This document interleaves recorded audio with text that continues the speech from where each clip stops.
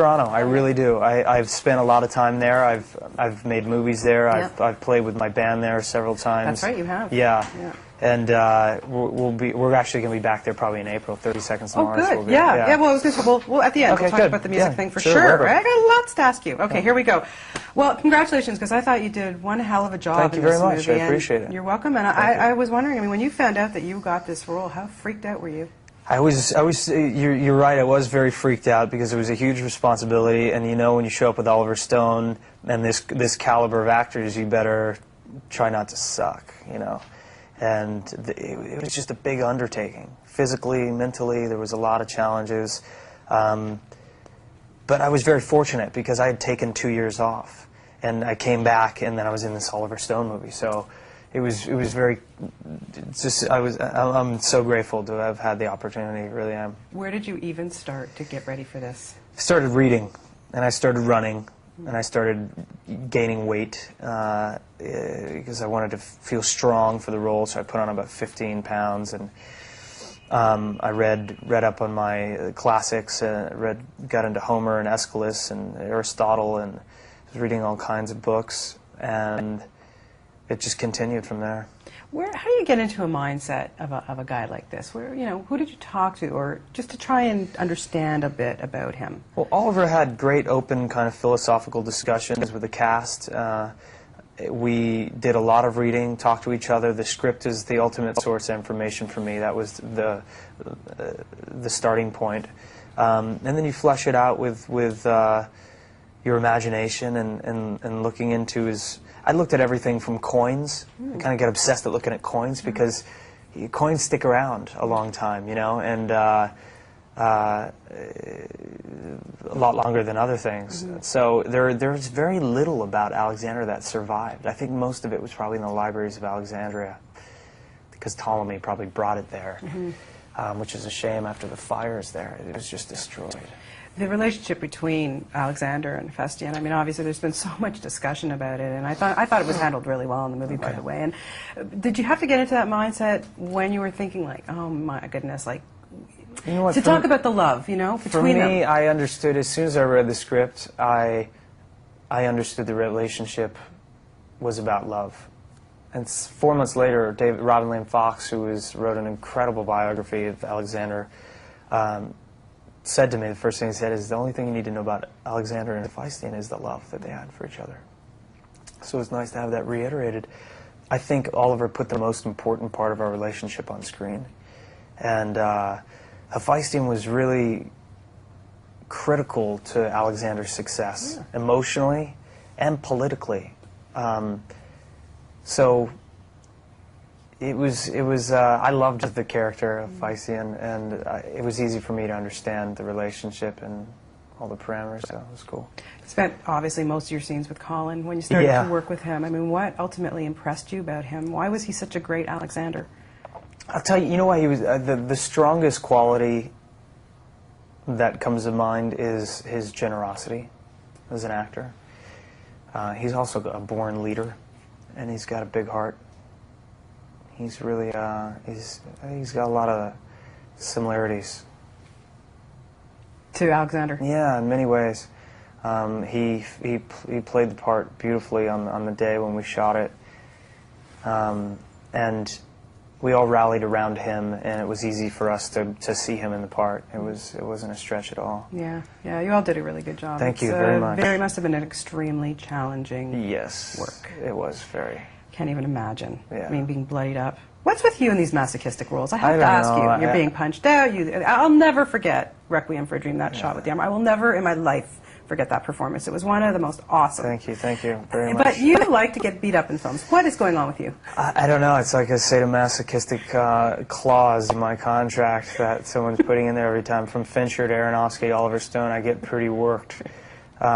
Every movie, yeah, you're right, every movie. I was in Toronto making American Psycho, and I get hacked to death in that one. So it just seems to be something, I don't know, maybe I'm meant to die soon. Perhaps a comedy soon, Jared? Maybe, yeah. You think you want to maybe go that way? maybe that would be nice to try someday. Lighten it up a little, okay? No, you're great, but lighten it up a little. Yeah. We're tired of seeing you I could use that. Maybe Oliver could use that too. Maybe him and I. Could you imagine him and I doing a comedy? Disaster. No, not at all. I think it'll be Disaster. good. Speaking of Oliver Stone, what is Yeah. it about this man? I mean, what makes him such a great director? Talent. Talent above and beyond everything. He's a mad genius. He's like Beethoven or Van Gogh or something. He's crazy and beautiful and chaotic and intelligent, passionate. He's just a fascinating human being. Have you talked to him yet? Not yet. Before, a long time, many years, but not yet this morning. But He's very unique, you know, and he's tremendous writer, you know. I think, you know, obviously we know he's a great director, but his writing is just so beautiful. why do you guys strive so hard to? I mean, you've worked with some great directors, as you mentioned, but what is it about Oliver that just piques everybody's performances? He, I think, is a maverick. He takes chances, and when you kind of can sense that talent and that bravery, it makes you want to go there with him. And we all want to take chances and do something that, you know, we're proud of. And he really strives to be great.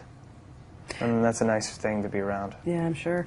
At the end of the day, I mean, I was saying to Colin that, you know, I think Alexander was, even though he was revered and loved and accomplished so much, he was kind of a sad character, kind of a lonely guy, really. And, you know, in your opinion, why do you think Alexander was so great?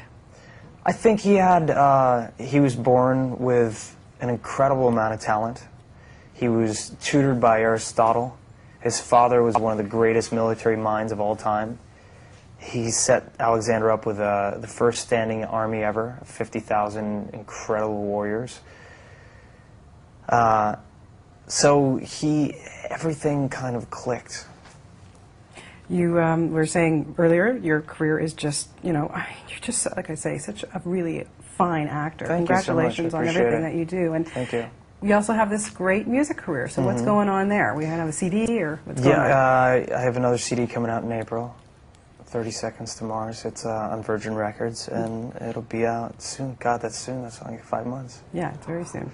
So we'll probably be coming up to Toronto again, too. We played there several times, and we love it, so we'll be back. Well, you have a lot of fans there, I know that for sure. It's great people there, great people, great crowd. What is it when you either work on a film or work on your music? I mean, I know this is a really hard question, but ultimately, what really gives you the satisfaction? Where can you be more creative? Or I don't, you know, I've always been driven by creative impulses, and I search for that reward.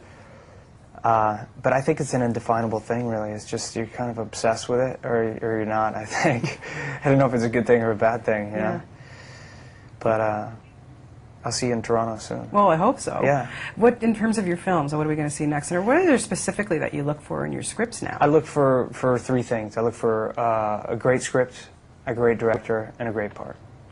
And, you know, this movie definitely falls into that category. So I just did a film called Lord of War with Nick Cage and a director named Andrew Niccol who did Gattaca and Truman Show. Really talented, gifted guy. Is Ethan Hawke in that as well? Ethan Hawke's in it, and Bridget Moynihan, and a bunch of other great actors. It's a really beautiful story. It's something that's never been on screen before. It's about the sale of weapons across the world. Wow. Very important film in a weird way, you know, and the consequences about that. So. And are you doing a film called Awake? Or Yeah, is that, okay, yeah, now tell me, because that's like everybody's nightmare. I was reading the premise of that. Can you imagine being on an operating table and your anesthetic wears off? Like, tell me a little bit about that. Well, it's about a young guy that goes into the hospital to get a heart transplant. He gets put under anesthesia, and he realizes once he's under that he can hear and feel everything, but he can't move. And they're ripping his heart open and pulling it out of his chest. And then some other things happen. I can't talk about it, but he's got to kind of go through his memories to figure out what's going on. More masochism. Yeah, more masochism. Jared. What's up with that? No, get the comedies happening. Maybe I need a spanking. Okay, I won't be giving it to you, but it's a pleasure to meet you and talk to you. You're such a tease. Thank you so much. Thank you. And it's funny because I have a son, Jared.